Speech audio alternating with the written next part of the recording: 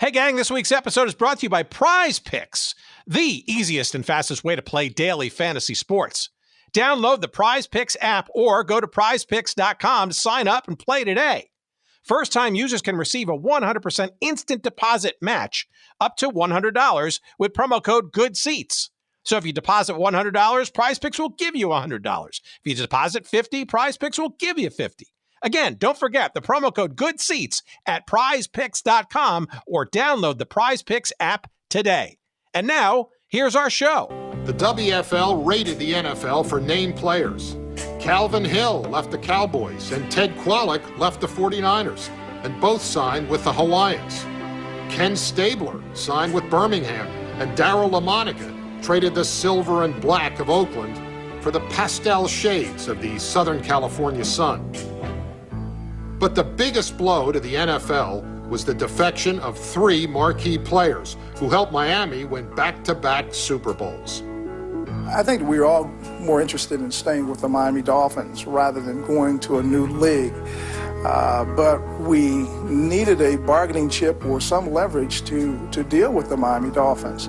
We were in a situation where we were making $50,000 a year, which was a good salary for the NFL back then. And we're offered an opportunity to make $3.5 million over 2.5 years. That's why I left the Miami Dolphins. Larry at the time just came off the MVP and was certainly a big name, and I guess getting Paul Warfield, the greatest receiver ever, in my opinion, in the NFL. Whether I was the caboose or not, I don't know. It was something new for me, and I like taking chances and adventurous things. Welcome to Good Seats Still Available, a curious little podcast devoted to exploring what used to be in professional sports. Here's your host, Tim Hanlon. All right, everybody, let's do this. How are you? It's your pal Tim Hanlon. How's it going? It's Good Seats Still Available. Yeah, the curious little podcast that's devoted to what used to be in professional sports. Thank you for finding us, downloading us, putting us in your earbuds. Welcome back to another week of fun and frivolity. We have both of those for you this week, as we are absolutely excited to welcome to our microphones this week Larry Csonka, number 39, NFL Pro Football Hall of Famer, Collegiate Hall of Famer. And as you heard at the top here, an essential and crucial figure in the short, brief, but curious life of a league that we like to obsess about here on this little show called the World Football League. Yeah, Larry Csonka, our guest this week, along with his pals at the time, from the then Miami Dolphins, the then two-time Super Bowl champion Miami Dolphins in 1973 and 1974 for the seasons prior for each of those. Paul Warfield, he says, the first voice that you heard in that clip after the dulcet tones of Steve Sabol from NFL Films, and Jim Kiick. The three of them, Warfield, Kiick, and our guest this week, Larry Csonka, constituted, I think, probably the greatest raid of talent from the NFL at that time as the fledgling WFL was getting going. Now, we've talked about this in previous episodes, including with the late, great Dennis Murphy, the co-founder of the ABA and the WHA, along with Gary Davidson on various components of such. It comes right from the playbook of those two earlier leagues, right? Bobby Hull in the WHA and stealing other talent from the NBA for the American Basketball Association effort. Here we are again. This was the third time that Gary Davidson was in cahoots with his pals to create another league. And who did they go to? Well, they went right to the top as they were getting ready to set up this league in 74 and 75. And we'll get into the intricacies of that with Larry, among many, many other things. But stealing three of the top players, if not the top players, from the top team in the NFL in that moment in time certainly seemed like a compelling proposition to garner attention very quickly, that this was not any kind of a dream or not well thought out plan, to challenge the NFL with a brand new professional football league. And we're going to get into that story among many, many other stories with perhaps one of pro football's greatest players, certainly in the running back position, Larry Csonka. And it's a fantastic conversation. The excuse was for the new book. It's a memoir, a brand new memoir by Larry called Head On. It's published by Matt Holt and publishers. And it literally goes through the beginning and the middle and the current of Larry Csonka's career. And we get into lots of stuff that tripped the wire, shall we say, in the realm of what we like to focus on, forgotten sports. You forget probably that the Miami Dolphins were in the AFL, the American Football League, before they essentially got brought into in a sort of a long and somewhat draining process into the NFL by the turn of the decade.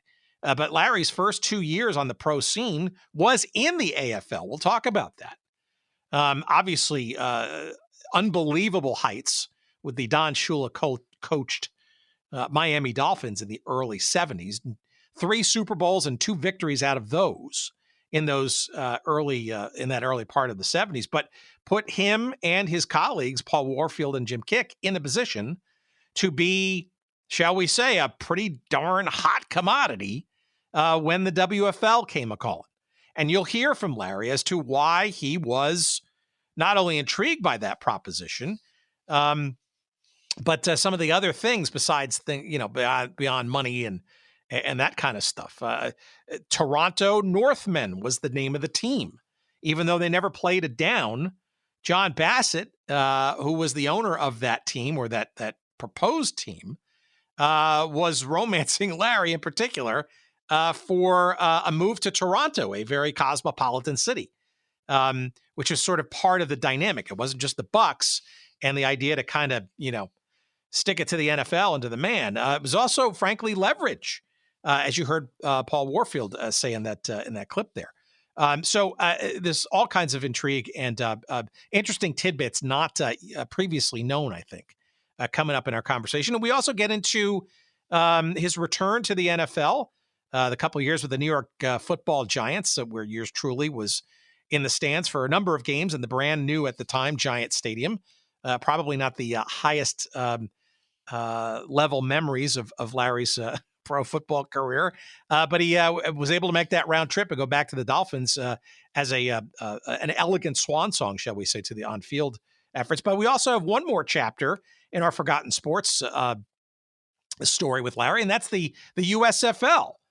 Yeah, Larry was part of the Jacksonville Bulls team in the USFL, first as head of player personnel, and then as the general manager of that team. And he's got some thoughts and some memories about that, as well as the end of that interesting time, shall we say, in pro football history, the USFL, and a whole bunch of other stuff. I mean, Larry's an interesting character, has a lot of interests, kind of a Renaissance man in some respects, an outdoorsman, and done a lot of TV work, done some acting, and all that kind of stuff. And this memoir is overdue, and in some respects even a revisit and a relook at some of the more memorable moments in his pro and beyond career. Our conversation with the one, the only, the great Larry Csonka, coming up in a few moments' time. You're going to really enjoy this conversation. I know I did. Before we get there, a quick promotional bow in the humble and general direction of our pals at royalretros.com. Royalretros.com, they call themselves, and rightly so, the king of throwbacks. And you've heard us talk about them multiple times before, but if you've never taken the chance to check them out, I highly encourage it, especially this week. Royalretros.com, and you remember the brand that they used to be known as, but they still use as a clothing brand. It's called 503 Sports. The King of Throwbacks has lots of great memories for you. T-shirts, yes. Really cool throwback jackets, you bet. Amazing handcrafted and historically accurate jerseys and or uniforms of just about a who's who of former leagues, even some current leagues, but teams that no longer exist. And I think this will be a really interesting little hack for you. So if you remember the Memphis Southmen, which was the reincarnation of the ill-fated and never played Toronto Northmen, we'll get into sort of that little story. Obviously, Memphis is the team that Larry went to in the WFL in 1975. That's the second year, if you will, of the WFL experiment. We'll get to that too. There's some great T-shirts there at royalretros.com.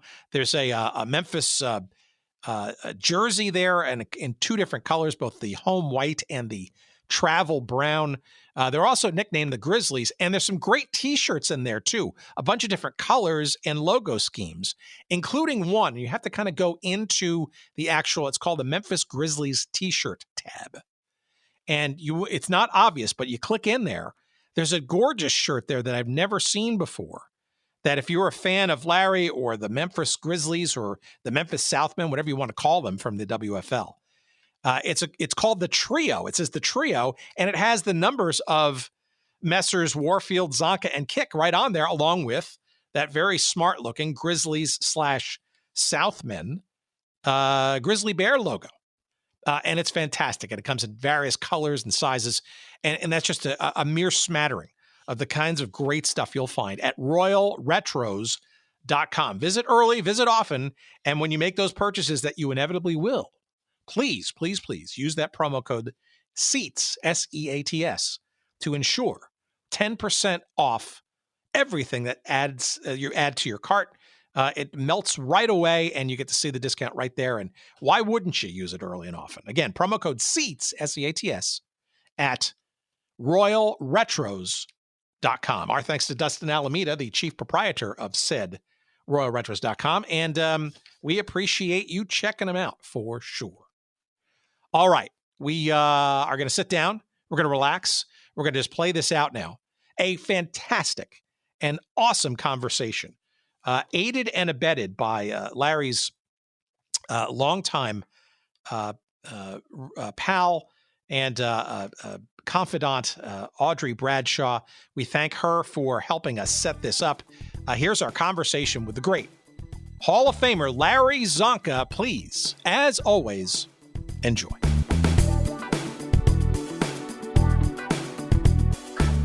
We've been doing our silly little show for 5-6 years or so, and it was spurred in, and you may appreciate this, Larry, on my childhood interest and passion for a team that shared the brand new shiny 1976-1977 Giant Stadium that you were playing in, called the New York Cosmos soccer team. Oh, absolutely, sure. And and the abandonment of that team and that league and all that kind of stuff. You sort of put all your that wasn't what an NFL fan or baseball or hockey or any of that kind of stuff. But yeah, it's putting so much energy in those formative years into following that team. And then literally 7-8 years later, it was gone. Right. But the passion and the interest and why teams come and go and all that kind of stuff. And for better or for worse, you've had your dalliances as well, besides your illustrious NFL career and stuff. But we've had both in the sporting world with teams coming and going. The WFL is a pretty good description what you just ran down. Well, the USFL, which I experienced. So, coming and goings of leagues and things, all the ups and downs emotionally that go with that are just part of the deal. Well, so let me start there. I mean, it's kind of in the middle of things, but I went back to the Dave Anderson book that you and Jim Kiick co-wrote, authored with Dave, called Always on the Run. And I literally went back to see sort of because that book was, by the way, I love the banter between the two of you, the way it's sort of set up. It's you and Jim kind of talking about back and forth and maybe remembering similarly or dissimilarly things. But I wanted to see if the WFL thing was addressed, and sure enough, it was near the end. Maybe you could, for our audience, especially the youngins who don't remember the early 70s and your individual and collective dominance with the Miami Dolphins, Maybe you could set the scene for us as before you're going to the WFL. You're literally at the top of your game, both individually and as a team. I mean, the Miami Dolphins were just a juggernaut at that time. Well, the book was written during the 72 season. Unbeknownst to us, we were going to go undefeated. It couldn't have been planned out any better. At least that's the way I recall it. Dave Anderson worked with us during game to game while we went through the undefeated season. And that's how I remember the book being written. Any reference to the WFL would have been very early. We finished the 72 season, went into the 73 season. And of course, we're still at the top of the league. And we're, in fact, probably overall, game for game, a stronger team in 73 than we were in 72, although the record doesn't reflect that because we let down emotionally a little bit and lost a couple of games or a couple of squeakers. But actually, that team was stronger than the 72 team. And then following that year, I think in early 74 sometime is when the WFL started coming on the plane. That's the way I remember it, Tim. I might be incorrect. No, I think you're right. And I was actually referencing the paperback version, which I think had an extra chapter or two, some extra nuggets, right? So that's probably where I'm cheating a little bit. That could be because I think Dave Anderson came to us, I think in 74 and said, yeah, that's coming back to me, Tim. I have recollection of that, but at 75 years old, well, how much do you trust your recollections? Well, no, and that's partially why we do this. That's partially why we do this show, because, especially first person remembrances and stuff. And I guess what I'd love to just get a sense of is maybe take us back to what you remember about being literally on the top of the world, if you will. And I'm very curious as to how this WFL thing comes onto your radar, given the fact that you're on by far the best team, Super Bowl champions, a perfect season. You've got a ton of talent. You've got a Hall of Famer coach in Don Shula, all that stuff. Tell me how the WFL hits your radar. And are you thinking it's a real viable chance to go to the next level, or is it kind of a lever to kind of maybe, cement your financial security with the Dolphins? In a word, I can answer your question: money. If we were tied to any other, well, I shouldn't say any other NFL team, but probably most other NFL teams, our salaries would have been a much higher rate. But the Dolphins, and anyone that knows about the Dolphins knows that they came from a very, very lean beginning financially. There was a lot of borrowing and manipulation, and several times it appeared that the team was actually going to collapse in the late 60s and in the late 60s. And I was a team member there from 68, 69, and I remember getting to the bank to cash the check because sometimes the guys that didn't get there first couldn't get their check cashed. And that's literally how tense it was. Now, the other end of that stick is we get to the top of the world with Shula, top of the league, and we're still, our salaries are in, I was probably in the area of $50,000 or $75,000 a year. And I know that seems like very little money now because of all the salaries, but at that time, that wasn't bad, but it was lean. But we were the top of the league. We were absolutely at the top and saw not much room to deal with Robbie. So having an agent named Ed Keating, who had a association with a fellow named John Bassett, who was a centermost player in the WFL, well, that had a tremendous amount of leverage. And when push came to shove, John Bassett just simply said, he laid about $1.5 million or $2 million on the table and said, "Do I have your attention?" And of course, we sat up and cleared our throat and said, "Yes, you have our attention." He said, "Not one, but all three of you, Kiick and Warfield, being represented by Ed Keating, will jump to the other league. We'll combine this with signing your talents and getting the publicity we would like of taking top players from the top team in the NFL and installing them in the World Football League." And that's what he did. And that's how that happened. So I want to unpack that in a second, but before, you're mentioning sort of the Dolphins thing, I think it's lost on a lot of people as well, that when you were drafted and joined the team at a Syracuse in '68, I think it was, first round pick for at that, of course. The Dolphins were still in this thing called the AFL, right?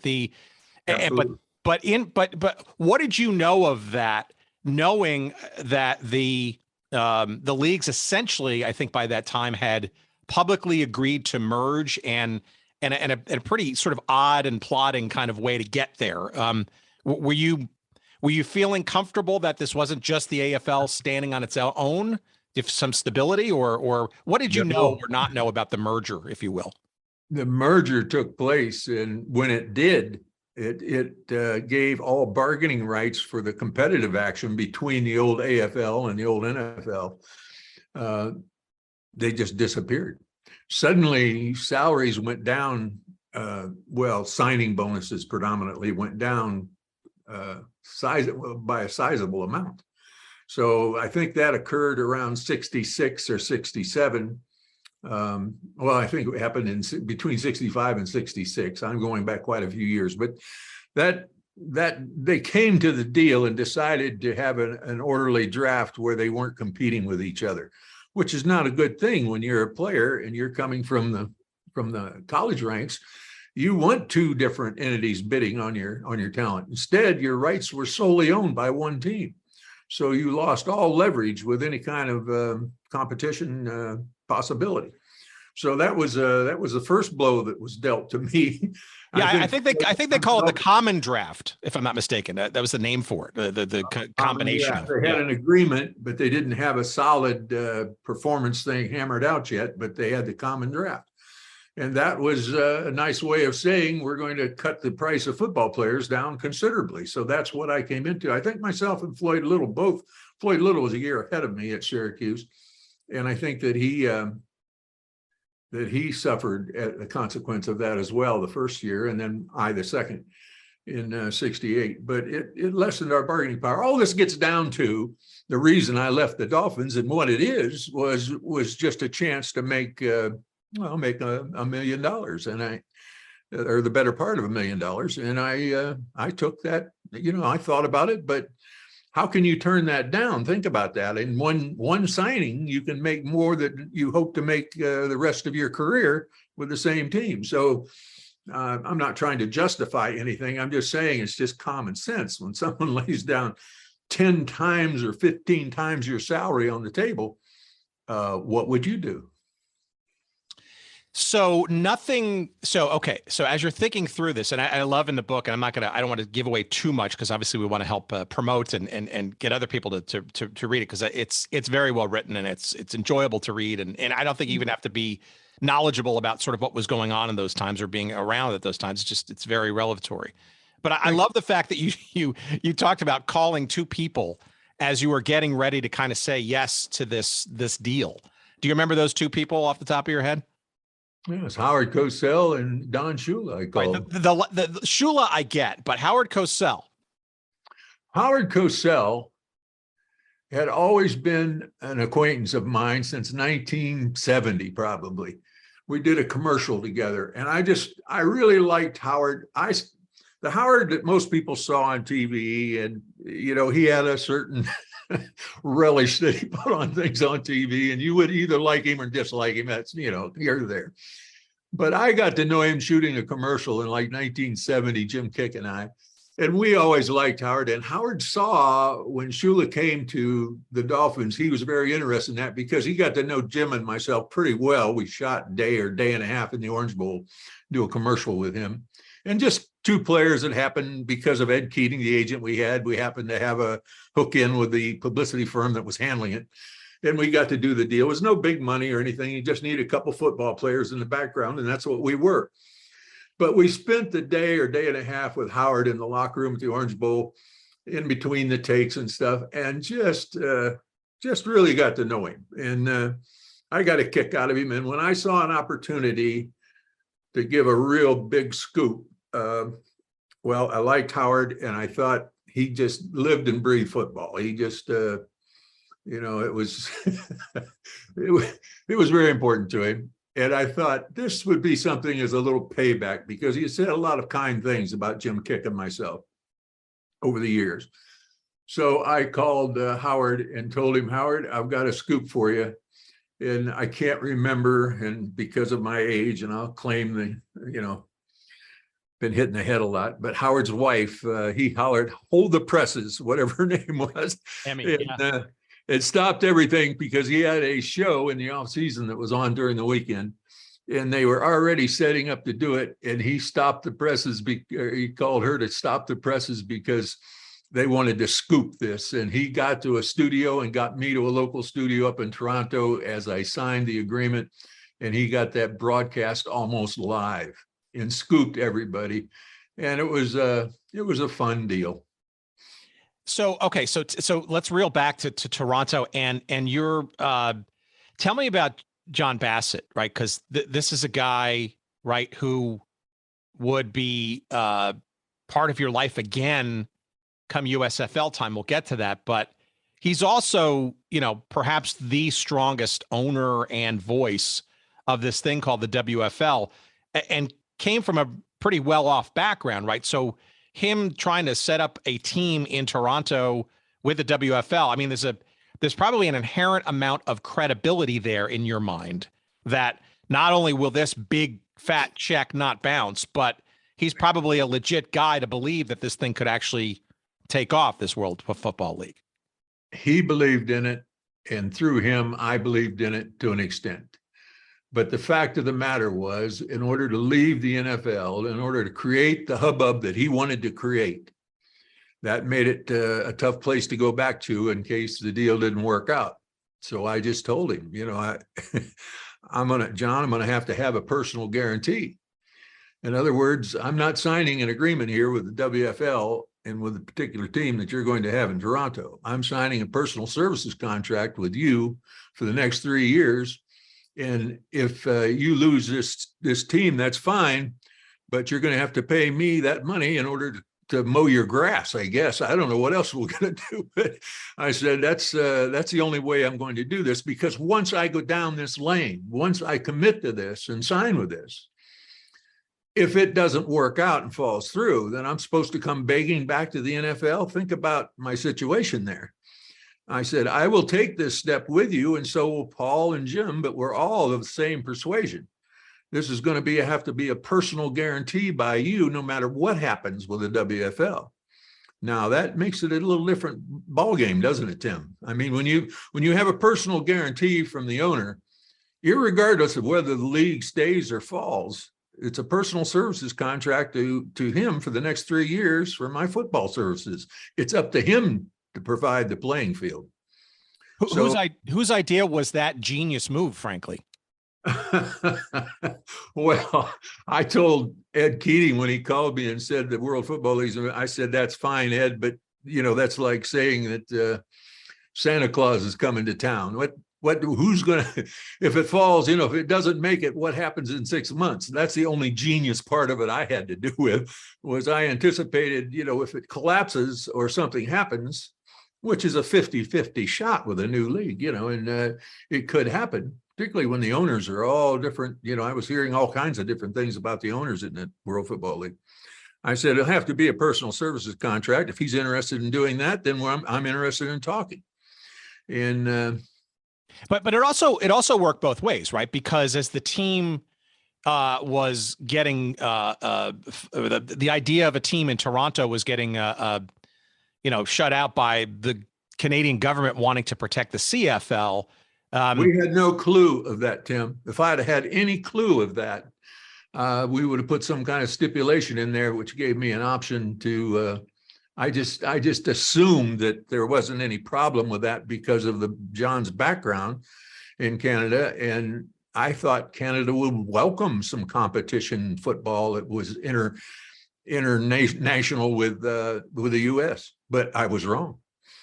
Yeah, but I guess my point is that with a personal services contract, that kind of basically meant that you had to come along for the ride as it went south, literally and figuratively, to Memphis.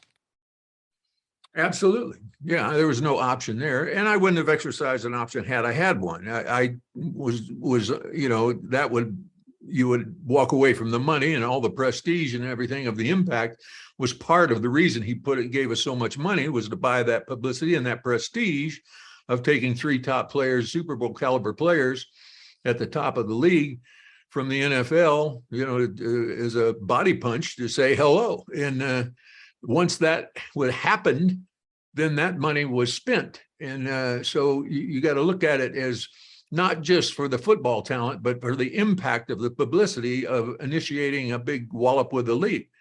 It never occurred to me in my furthest dreams that Toronto would turn down a chance to have a international competition situation. Yeah, and look, and also people also seem to forget that the mid '70s, right, in particular, or the entire decade really was a decade of all these challenger leagues, and a lot of them coming from the same minds of people like Gary Davidson, still with us, and the late Dennis Murphy, who's been on this show. In many respects, right, this is right out of the playbook from the old WHA, the World Hockey Association, by signing Bobby Hull. Right, you guys essentially were kind of like right out of that blueprint. It's like, let's go for the top players from the top team, and let's make a stink about this, because this is going to add instant credibility and legitimacy, we think, at least promotionally, to getting this thing off the ground with a bang. I don't know about credibility, but immediate interest.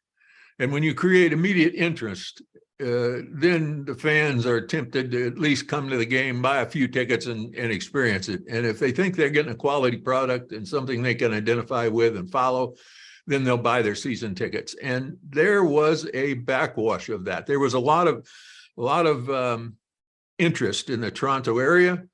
I was looking forward to it. And then in a month or so, we got knocked out of there. What was your reaction to that, the idea of the move? And did you try to figure out if a way out of it, or were you still resigned to the fact that you needed to follow through? No, I didn't try to find a way out of it. Wherever he found a place to put his football team, I would play. I mean, we'd committed to that when we signed that, and that publicity was released after I called Howard Cosell. The gates were open. There's no reversal at that point. You got to go through with it and honor the situation. And I told him that I'll do that. I won't back out. I couldn't back out. We were all 3 of us were locked in, and so was John. He just had to provide a place to play. But I hated losing Toronto, not to belittle Memphis. I got to meet Elvis Presley, got to shoot pool with him. It was great. Kiick shot the pool with him. They had a lot in common. I did not. I'm not into music, not particularly into pool. but I did like Elvis, and Elvis was into football, so we got to talk a lot. So it wasn't all terrible. There were some very good things about Memphis, Senatobia, Mississippi, where to practice and so on. But the fact that I wasn't going to Toronto, as a kid, I grew up in Ohio, and few vacations I ever experienced were going up into northeastern Ontario on Dad's vacation time and fishing in the backwaters. And I just loved Canada because of the outback, the wilderness, and getting up there and doing some fishing and stuff. And the thought of living in Toronto and having access to all of Canada and probably Alaska as well, immediate access, very direct access, was very, very tempting to me without the football and without the money. I really liked the idea. And Toronto is one of the leading cities, particularly in Canada, and in our country as well. It's a great place to live, bring kids up, and all that was good. Memphis was not bad, but it was not Toronto, and didn't have the outdoor access, the kind I was looking for, the remoteness. It just wasn't there. So there's this one little problem, though, right? It's the final year of your contract with the Miami Dolphins. And I was sort of unaware of the particulars of this, but you literally played that final season with the Dolphins essentially as a quote unquote lame duck, if you will, because you've already come out and announced in WFL and stuff, and you wouldn't start the WFL until 75. Right. How does that you talk about it quite a bit in the book, and there's some ups and downs, I think, to that. But I mean, what's going through your mind in 74 as you're literally playing out with this stellar team? I got to think that either teammates, fans, Shula, Robbie, all these folks Happy to have you back, but maybe not so. Well, we had a meeting about that. And when I say we, myself, Jim Kiick, Paul Warfield, and Don Shula all sat down. And Don said he wasn't negative about it. He understood. It's called professional football, after all. But he said there is a very sensitive area here, and that's what he addressed, was that upcoming season. He said, I would like you all, and then he hesitated for a moment. He said, I think I need you all to do this. I don't want to request it. I don't want to demand it, but somewhere in between the two, to hold your comments and predictions about the upcoming league to yourself while you're here with us. In other words, let's not make this a publicity stunt this entire season for the upcoming league. He wanted to address it as in a gentlemanly manner without getting too emphatic about it, but he was going to get emphatic about it in case we didn't listen and didn't adhere to the plan. But all three of us agreed with him to keep our comments to a minimum about the World Football League coming up and about leaving, and not getting into any lengthy TV coverage, radio coverage, or newspaper coverage about that. He asked us as gentlemen to do that. We agreed that we would do our best, and that's the way we proceeded. But he wanted us to say, Shula, you read in the book. If you read the book, you realize he was so intense game to game, particularly after we lost to Dallas in that Super Bowl and he came back. That was why the perfect season happened. The table was set. So he was a great guy for preparation. So he was setting the table for the upcoming season and wanted us, he had already thought about all this. And he said, what he asked us to do was just to keep a kind of tight lip about that, not to promote the World Football League and downplay the NFL or crossover and any references back and forth, just to completely remove that from the picture and concentrate on the game at hand, the week at hand. I can't imagine the press, though, would sort of accede to that. They were probably more interested about like why you're leaving and when you're leaving and how are you handling both at the same time. I'm frankly surprised that you guys didn't get sued or some other thing. I can't imagine that today, without litigation. Well, wait a minute, Tim. How can they sue us when they have an option year? They have an option year where they reduce your salary. The NFL back then had an option year where they reduce your salary by a percentage if you don't re-sign, and you have to play out your option in order to leave. So when you start talking to me about how somebody should sue somebody, who in the hell should sue who? I have to play for them because even though my contracts run out, they still have an option over me. That's not very competitive like the rest of the world or the rest of the business world in the United States, is it? Right. And largely that was a foundational plank on all these challenger leagues, including the WFL, right? It's just kind of not stick it to the man, so to speak, but to evolve those things, give players more freedom and flexibility and choice. Competition, right? competition on the field, competition on the street. We Americans compete everywhere. You take our right to compete away, and we're no longer Americans. We're stripped. We're only partial Americans. So to have to play for someone at a reduced salary rate of, I don't remember what the percentage was, whether it was 10 or 15 or 20%, whatever it was, you had to do that before you could get your freedom because you were technically still under contract because of that stipulation in the contract that you had signed. That's not competition. That's horse feathers, and we both know it. So while I would adhere to Shula's policies, I was not feeling any remorse at all towards leaving an NFL that was, very one-sided at that time.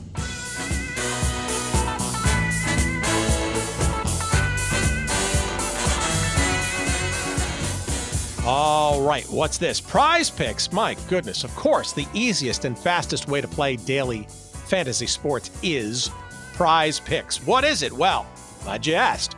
Literally, it's straightforward and the simplest and most fun way you can do daily fantasy sports. All you got to do is pick as few as 2 or as many as 5 different players in a sport or, frankly, across a whole multitude of sports and simply predict whether those players will get more or less than their projection. Maybe in baseball, that's strikeouts. They're going to pitch more or less strikeouts than predicted. How about in football? That could be touchdown passes. In basketball, that could be three-point shot attempts made, etc. Literally, all you got to do is pick whether they're more or less than their predicted outcomes. And you can choose and mix and match sports as well. You don't have to pick 2 or 3 or 4 or 5 players in just one sport. No, you can pick a couple of players across different sports. And boy, oh boy, when I say different sports, Prize Picks has a wide variety. It's all the major leagues and sports that you can think of, from the NFL and Major League Baseball, all the way into various niche sports like MMA or disc golf, perhaps even lacrosse or various forms of boxing or even esports. Prize Picks has daily fantasy picks for you across all of those and more. Again, try them out. It's really easy and it's a hell of a lot of fun, and you can win big bucks too. You can go the flex play model, which basically means you don't have to choose and succeed with every single one of your picks, but you'll still get paid. Or you can go the power play mode, which basically rewards you with more money if you get every single one of your predictions correct. It's awesome, and it's fun to play for sure, and it really brings your live sports viewing into a whole different realm of excitement. And of course, we've got a promo for you as well. So all you got to do is download the Prize Picks app on your Android or your Apple device, or go to prizepicks.com. That's prizepicks.com, and sign up and play your daily fantasy sports right now. First-time users can receive a 100% instant deposit match up to $100 with promo code GOODSEATS. So if you deposit $100, Prize Picks will give you $100. If you deposit $50, Prize Picks will give you $50. Again, don't forget to enter the promo code GOODSEATS when you sign up at prizepicks.com or on the Prize Picks app, and get that instant deposit match right up to $100. Go for it. It's a hell of a lot of fun. Thank you, Prize Picks. And now back to our conversation.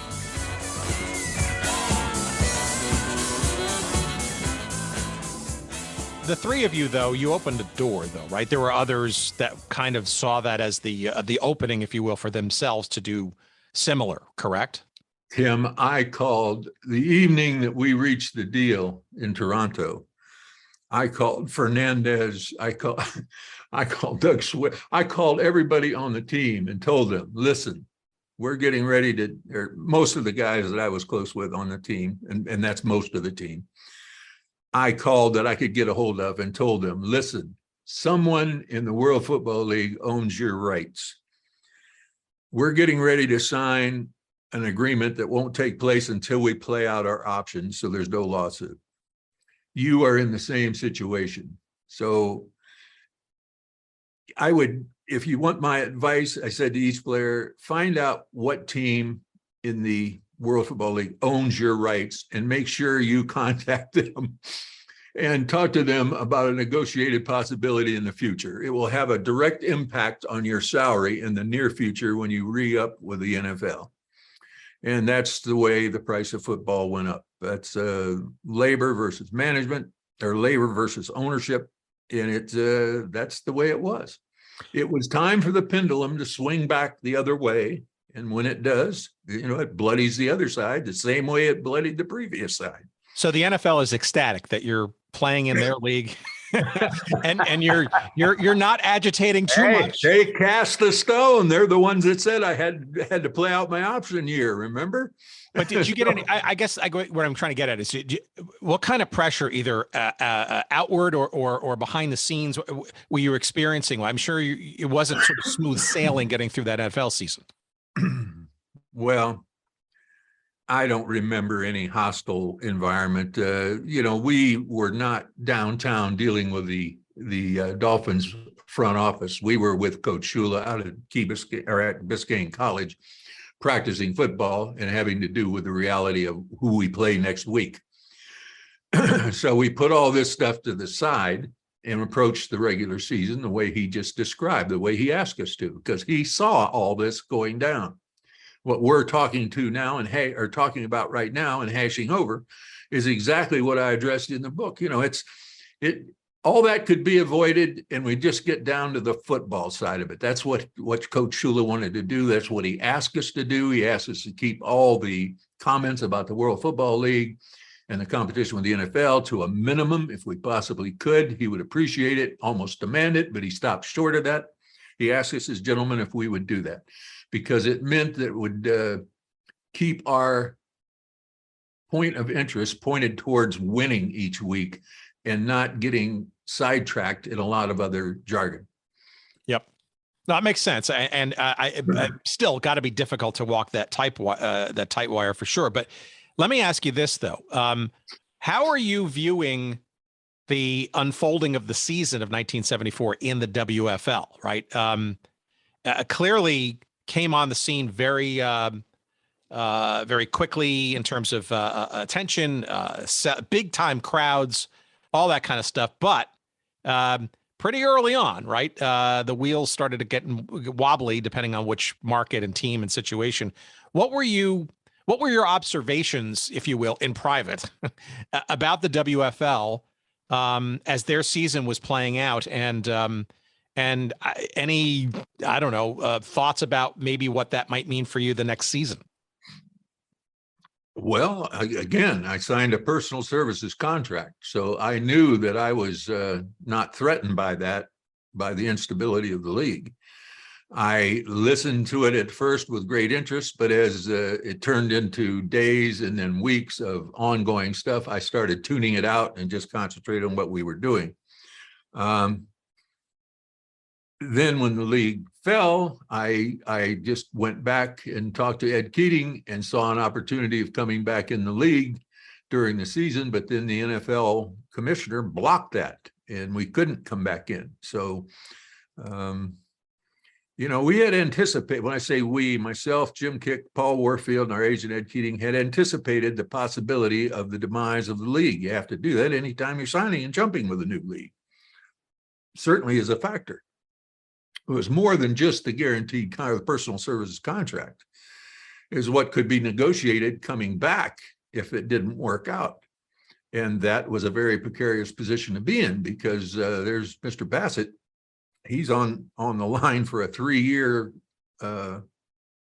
payment schedule, with us, myself, Warfield, and Kiick.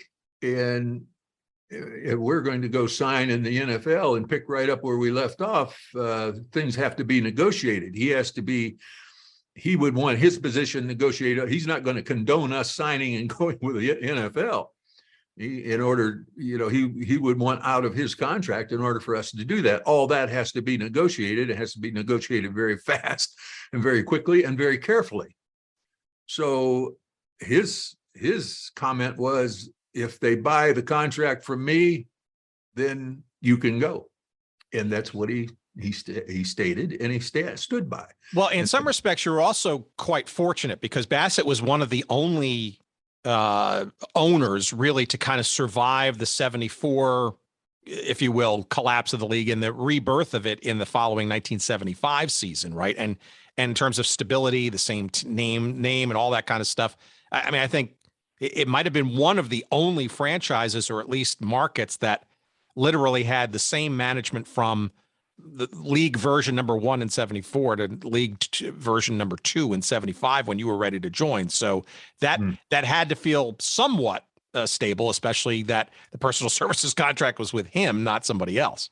There was never a question about whether John would stand up for the money. Of course he would. He gave me his word as a man that he would, and he signed a contract to back that up.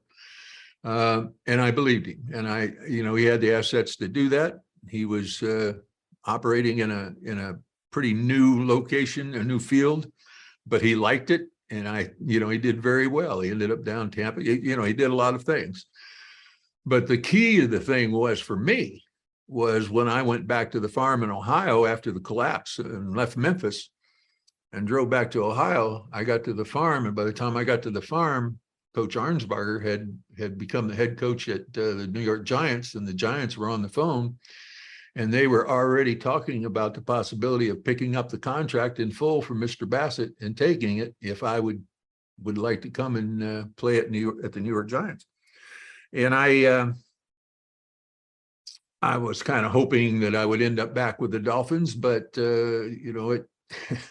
Mr. Robbie took one look at that contract and said, go play at the Giants.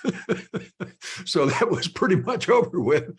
So I went from an owner that was very well financed, or very not so well financed, to a Bassett, who was very, very strong, and then went to the New York Giants, which is probably one of the strongest franchises in the NFL history. So it was just a matter of what could be negotiated, what could be talked out. The part that just stunned me was that the NFL commissioner stopped all the players from coming back from the World Football League when it collapsed and coming into the NFL. I just couldn't believe it, because there's still a half a season left, or a little better than half a season. And I really would have liked to come back and play the rest of the season, but I did not. Well, you were, but that doesn't, I guess in retrospect, it doesn't strike me as being, I'm surprised it wasn't more harsh. I think it was really only for the rest of that season that Rozelle kind of put the kibosh on players coming back to the NFL. But it didn't apply to the next season, though, right? When you came back, no, right? No, I didn't. Did I say it applied to? I did not say that. No. I meant the commissioner blocked players from the World Football League coming back to the NFL because of all the disarray it would throw and all the confusion it would cause. I'm sorry. So you mean altogether, not just for the rest of the remainder of that one season? The NFL wouldn't take you back? No, they wouldn't take us back for the remainder of that season. Right. Because it would cause a problem with their front offices. Right, sure. Is what the commissioner said. I didn't see any problem. I didn't, you either buy a player or you don't. Yeah. I'm just separate departments in each NFL franchise. There are separate departments. One takes care of the contract. One, my gosh, they got 40 assistant coaches now per team. Back then, they had all those front office people that dealt with all that. It wasn't going to be any of the coaches. Very little pressure on the coaches. It's just who they thought they might want to have back. But instead of welcoming us back, they were very conservative about it and said they wanted to block it all for the remainder of the season because it would cause too much confusion. Yeah, I'm just surprised that Rozelle wouldn't have been more, have a longer memory. He didn't have to be. He didn't have to be, because he was the only game in town, particularly after the other league just folded. He could do pretty much the way he wanted. Tell us what you did, though, interestingly, while you sat out the rest of that season because you couldn't play. Because I remember the film. It was one of the only films ever shot in censor round.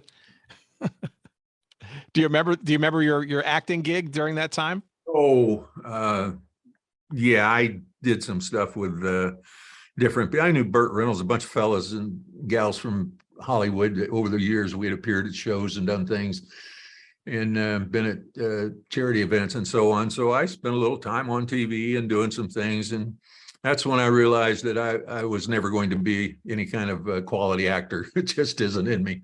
I thought you were great in Midway. I'm sorry. Maybe it was the censor round and all the shaking speakers and stuff, but I thought you were pretty darn good. But all 35 seconds of me? Yeah, I thought you were really good. I mean, you were recognizable for sure. I don't want to dwell too much on the Giants and stuff, and I do want to get to the USFL stuff and also be respectful of your time. So thank you. The Giants, though, wasn't necessarily the most exciting time of your professional career. Tell me, though, about you're right. It's one of the legacy franchises. Obviously, I remember seeing you play games in between going to Cosmos games and stuff, but it was a brand new stadium and a new vibe there. I think it was kind of in the vanguard at that time, the Giants building their own stadium. It was kind of unique and sort of unheard of. But that turf was not kind to anybody, regardless of what sport was being played on it.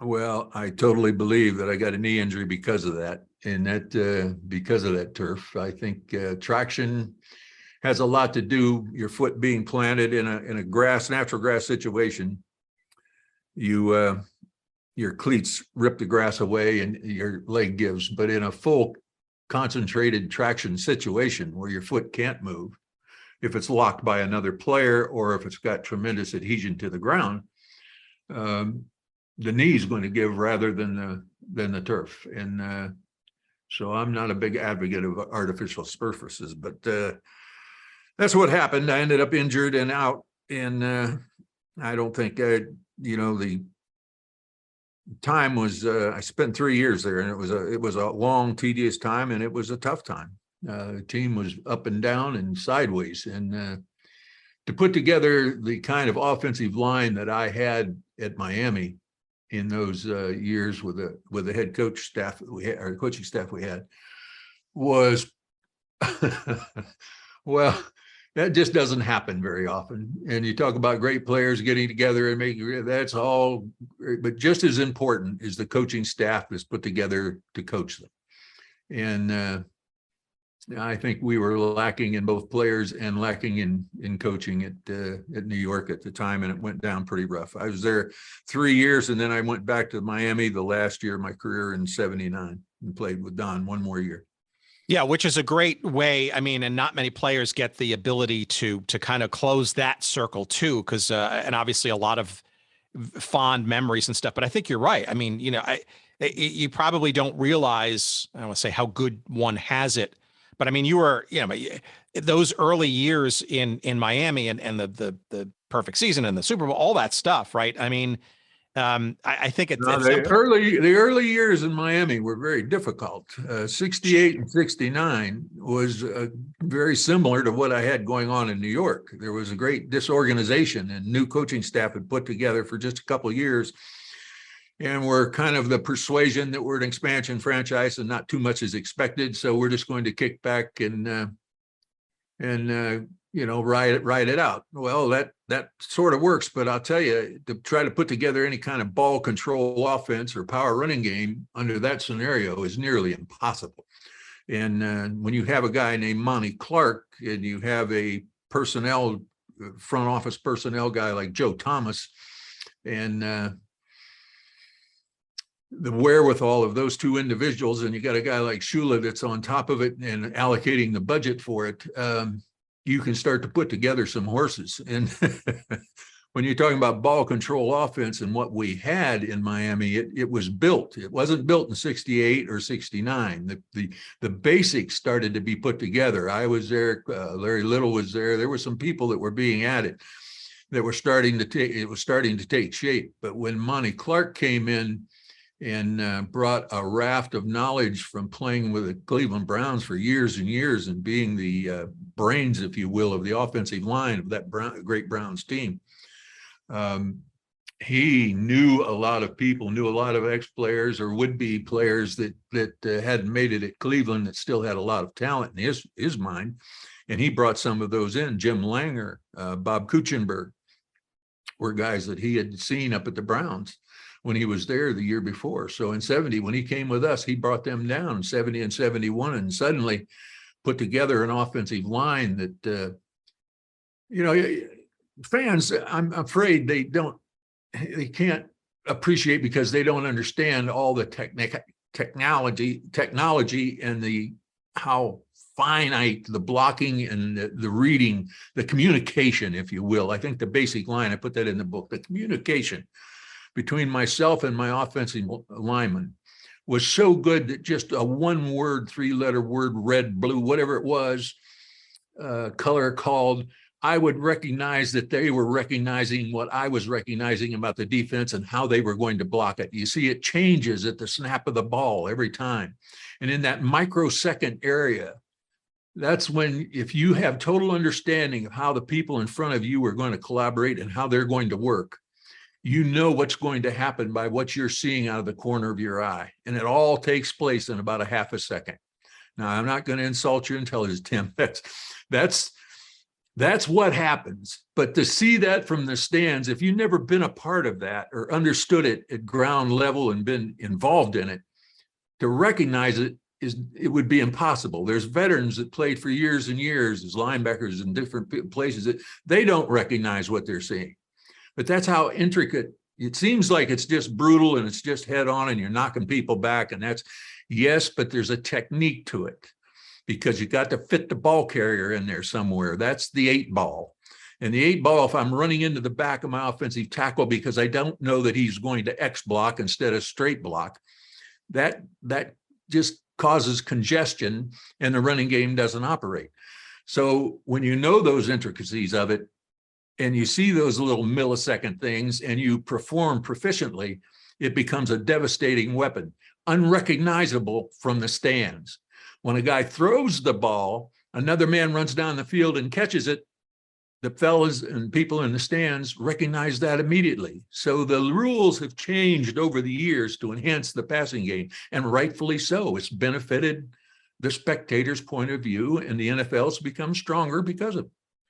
Yeah, it's a language, right? It's literally like a language that one has to continue to learn, refine, get to more sophistication and stuff. And yeah, you're right. It is absolutely lost. And I'm sure in the late 70s when you saw airplanes flying over Giant Stadium going, 23 years of lousy football, we've had enough. I don't know if you remember that airplane, but that was a very famous incident back in the day. That's when Giants fans, even though with a brand new gleaming stadium, were just so frustrated. But I mean, the fact that you were able to put a nice capstone on your career to go back to where all those glory years and the beginnings and those titles and stuff is. But let me ask you this, given that sort of knowledge and that sort of understanding of the sophistication of the game, why did you consider when you retired from playing, getting into coaching or management, which looks like it finally came around for you with Jacksonville in the USFL in the early 80s. But did you ever contemplate, kind of going to another level with the sport, or were you just kind of done at that time?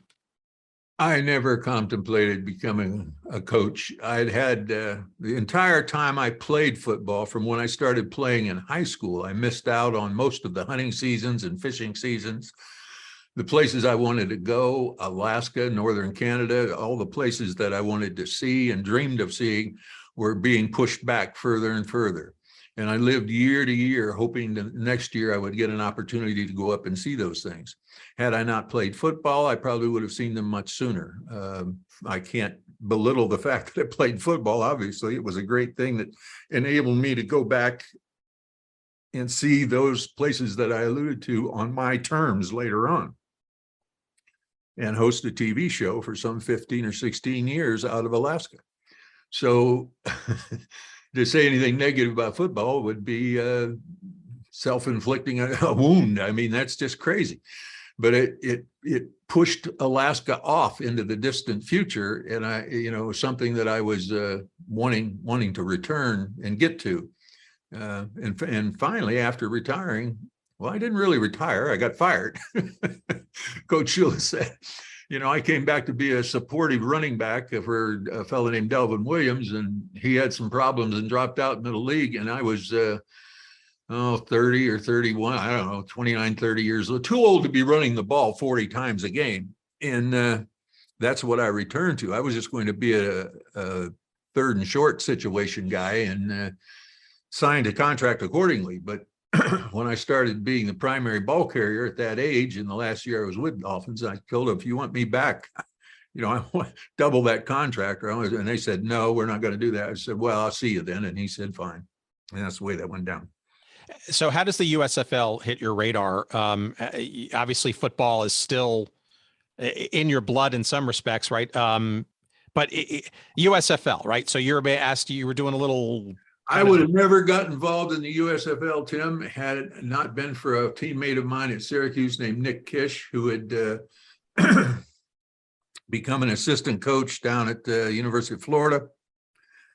And he called me and said, they're putting a franchise into Jacksonville, and would you call on my behalf? He wanted to become he wanted to be the personnel director for the new team that was taking shape there, the Jacksonville Bulls. Fred Bullard was the owner. Nick got me his number. I called him up and started a conversation with Fred. Fred's a big football fan, just probably one of the classiest, smartest guys I've ever been around. I really have great respect for Fred Bullard. And I put that in the book. He brought football to Jacksonville, professional football to Jacksonville. Jacksonville had all those colleges around it, Georgia and Florida State and University of Florida, and they all are each other's throats. And this genius Bullard looked and said, if we can get those three teams, college teams, to send all their folks that like to go to football games to one common pro team. We'll fill this stadium. And he was right. Anyway, I called him on Nick Kish's behalf, and during the course of the conversation, to answer your question, Fred offered me a part-time position of coming in and being a pro sports personnel director. In other words, the other fellas that might be able to attract from the NFL, that I was going to help a little bit. And I had to show up like 2 days a month. And I think it was a promotional thing as much as a sincere thing. And it worked out pretty good. I got to know Fred and then got more and more involved. But I did not want to work in football offices or in coaching offices. I knew the time is twice as much as what the average player puts in. So to go back to that after being in it for 13 years or 12 years, whatever I played, and not being able to get into going to Alaska was not of major interest to me. And for the next couple of years, I did that. And then I just, when the league folded, that's when I decided to head to Alaska. You describe in great detail sort of the waning days and Johnny Bassett, again, making a return thing, being probably one of the strongest owners of this new league with Tampa Bay.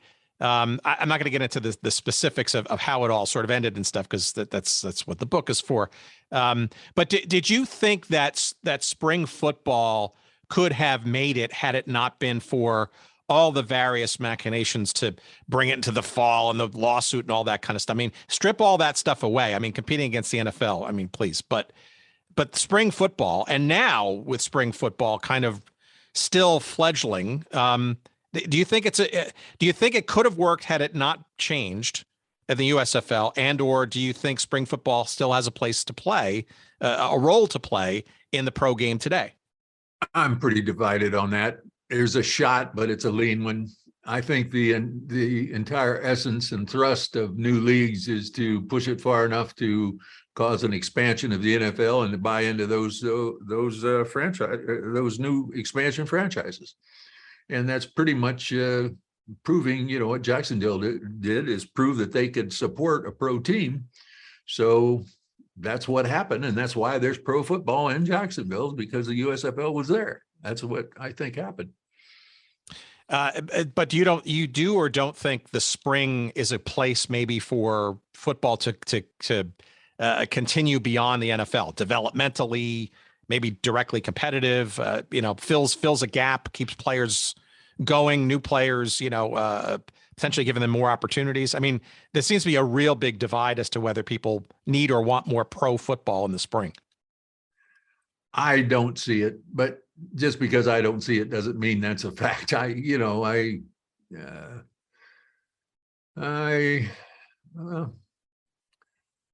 It's just hard to, there's so many other things that happen in the spring. There's so much competition. There's so many other things that the spring is the spring. I mean, football's always been something you could do on a Saturday because your Saturdays weren't hunting, fishing, or planting or harvesting. It's all, football was at a timely point where it was a good time to have it happen. And I don't see it. I don't see it in the spring, but that's my opinion. That's a flip of a coin. It may or may not. If you attract enough quality players, the competition is great enough, get enough people wild about it, sure, it'll work. But there's a lot of other competition with a lot of other things happening in the spring. Right. It's also not the NFL, which the NFL is very good at reminding people about. All right. Couple roundup questions, Larry. I appreciate it. This has been terrific. But let me, on this thread, how much do you follow the NFL and football today? Do you care as much? Maybe your thoughts about sort of where you see pro football right now, where it is, too much money, all that stuff. What do you think? You remember what I alluded to earlier was how the guy in the stands that sees the pass that never played, never had any football experience, doesn't recognize the intensity of the power running game, but then recognizes what a great thing it is when you have a 40-yard pass. I'm as enthusiastic as those guys. I'm right now, we're moments away from the kickoff between Buffalo and Miami, and I'm going to see if Miami's for real today.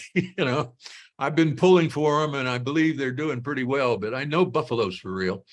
And I think this is a big test. So I'm as enthusiastic today as I ever was about watching the game, and I still keep up with it. Otherwise, I just bought a new place here in North Carolina and was out cutting brush yesterday and really enjoy that. I'm pretty slow at it, I might add, with a changed hip. You know, I had a replacement hip at Cleveland Clinic about a year ago. So I'm a little slow going up and down. I'm slow at everything. Anyway, I'm out there clearing brush and stuff, but I've taken time off from that because I'm really looking forward to watching the game. So to answer your question, I'm as enthusiastic as ever.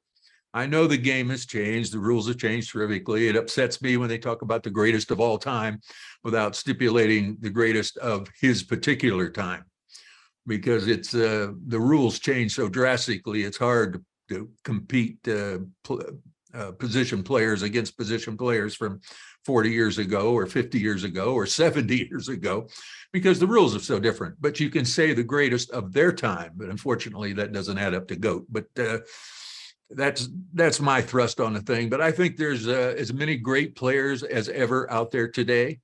I'm enthusiastic. I like to watch. I'm not an avid, I have to see it every weekend, but if it's available, I watch it. If I'm in town, I go and sit in person. I like it. I like the fans. I think our fans, and I really hammered on this in the book, made a tremendous difference in Miami coming to fruition. Our fans were dedicated fans and were coming down and sitting around the stadium when Joe Robbie had it in 68, 66 down to 1970, before we started to win. We were the worst team in the league, but we still had a following. Tickets were offered for $2 a piece on game day, and you could get into the game for $2. And kids from all over, all divisions back in 68 and 69, think about that, in the times of the riots and all the racial tension, all the ethnic background problems. And what a mixing pot Miami is: white, blacks, Hispanic, American, you know, it's all kinds of different things to argue about. And people were doing it and having street riots. And suddenly we have a football team and people, and it's down there right in the middle of the zone. And we start to have people coming in and going to the game and then staying after and sitting around the fire from all different walks, all different races, all different ethnic backgrounds. And they started sitting around the fireplace and hashing over what we did in the game, talking about it. And then we get Shula mixed in and we start to win. And suddenly 30 people turns into 300. Then it turns into 3,000. Then we have 15,000 people welcoming us back after a victory in Kansas City at the airport a year later. 15,000 people from all different walks of life in Miami got up out of their chairs after watching the longest game ever played at Kansas City, got in their cars and went down to the airport to applaud us coming back. Think about that. If that isn't, you talk about unifying America. What better thing to do it with than sports? Because it's a great mixer. We all sit together. We care about one thing. We don't get sidetracked on all the ethnic differences and all the different silly things that we argue about. We concentrate on one thing, and it makes us better people. And I like that. And I saw that, and I talked about that in the book. It was a great time to be in Miami. I'm sorry I didn't make more money coming out of college, but at the same time, I was very blessed to be in a situation. I thought I was going into a real hot pot of controversy into Miami after growing up in the suburbs in Ohio. And it turned out to be a great mixing pot that demonstrated just how well people can get along. And I think the basis of that wasn't solely the Miami Dolphins, but the Dolphins had a lot to do with it. And I'm very proud of that. All right, last question, I promise. Do you worry about anything in the NFL? CTE, which I know is an issue from your personal experiences with various teammates, especially for the Dolphins. Too much money in the game, these colossal stadiums that, threaten and hijack cities for dollars. Gambling, I mean, which is, got to be a completely foreign concept for you as a player from your era. Now is basically okay now. What could go wrong? Frankly, I think a bunch of things could go wrong, but I don't want to put words. Absolutely. That's always been the case. So things can go wrong anytime, any way, shape, or form. It's still very competitive. And I think the players, obviously the big money is going to influence the game, the productivity, the sincerity. It has to affect it when you're making that much money. It's like when we're making too little money, it affected it one way. And when you make too much money, it affects the other way. And I'm sorry, I apologize to any players. I'm not saying they make too much money. I'm getting sure they're getting paid for what they deserve. But at the same time, there's got to be some kind of balance in there somewhere. And we as Americans tend to go from one extreme to the other pretty rapidly, but we'll see what happens. That's all we can do is see what happens.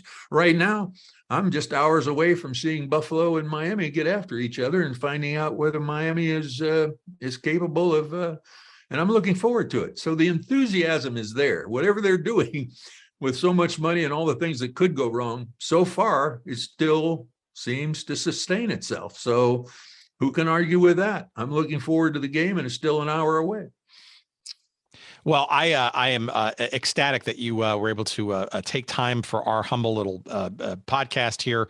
God forbid we'll help you sell more than a few extra copies of the book. I'm wish you nothing but general success in life. You don't need much more of that, but still, and I wish you nothing but success with this book as well. Thank you, Tim. But I'll just correct you in this sense, and I appreciate your honesty. I did not write the book to make money. I was promoted and provoked into writing the book because Audrey Bradshaw has been after me for 5 years. That's all her fault. Okay, sure. It's all her fault. And I keep talking about it, and she finally started making the contacts and got the people and said, Larry, you're no spring chicken. You got to face reality. If you're going to do it, it's going to take a year out of your life. You need to start on it.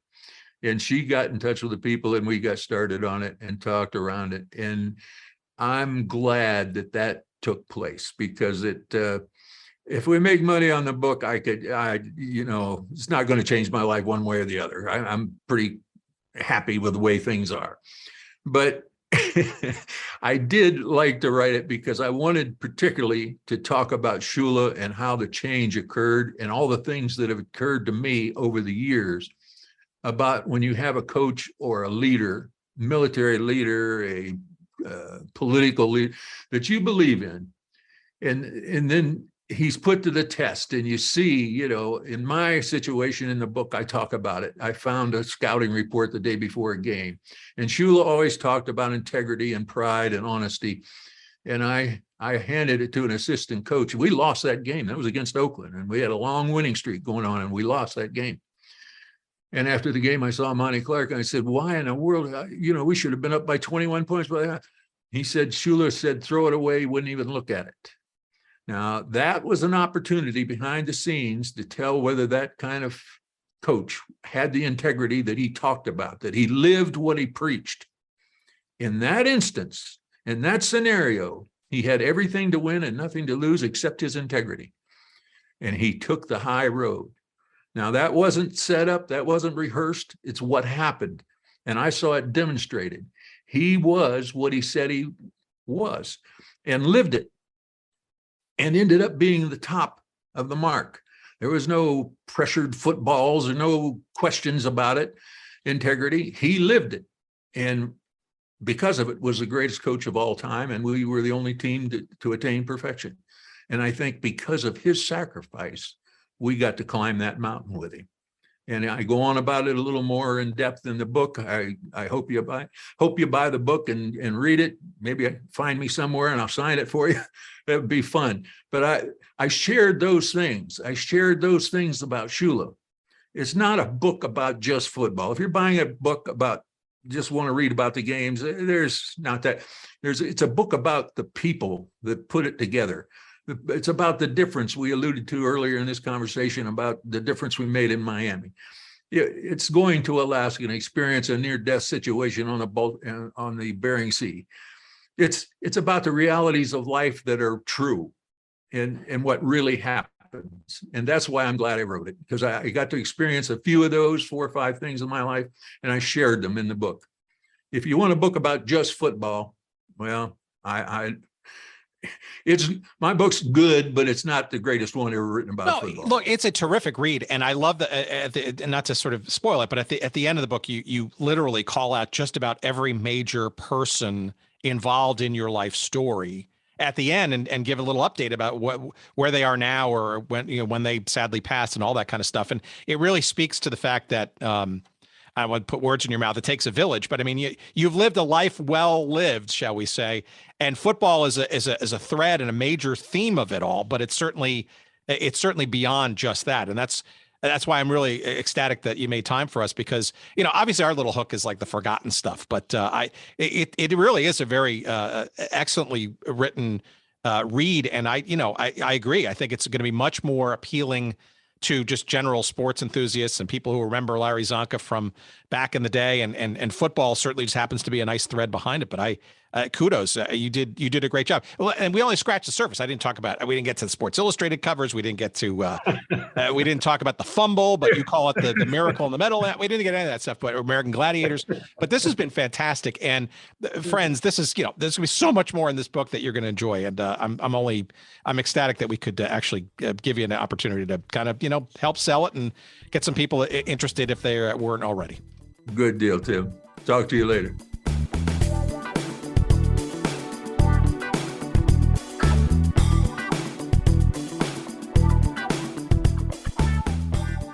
Again, our thanks to Audrey Bradshaw, the entire team at Ben Bella Books and Matt Holt Books, and of course Larry himself. We could have gone on forever, but I doubt he would have liked to do that, especially given that we were recording on a Sunday morning before an NFL game, and a very memorable one it turned out to be.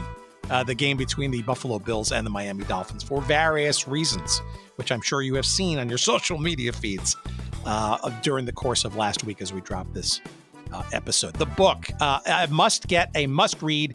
It's terrifically written and terrific memories, some of which we scratched the surface of, but lots more where that came from. It's called Head On, a memoir by our guest this week, Larry Csonka. It is published by Matt Holt Books, an imprint of Ben Bella Books out of Dallas.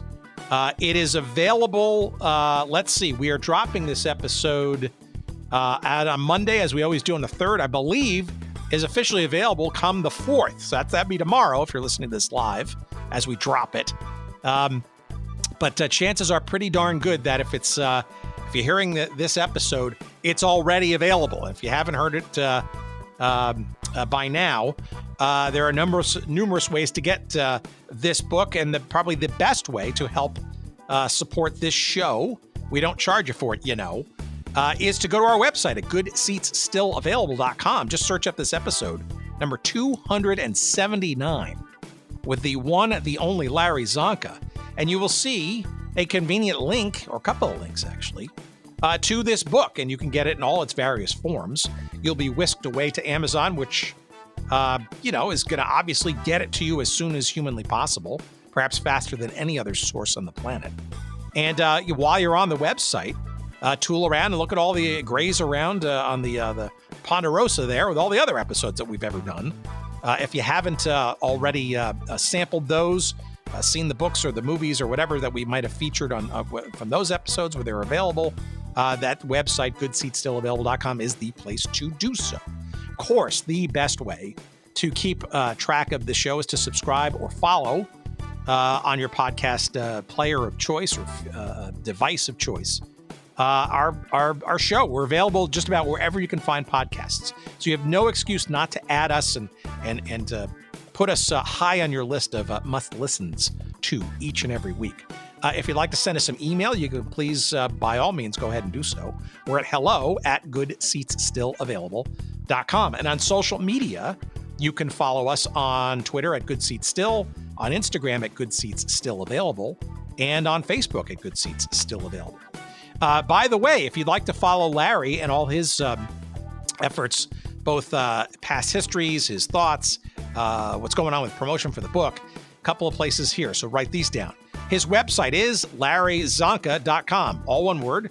And don't forget that Csonka is spelled C as in Charlie, S as in Sam, O-N-K-A. LarryConka.com.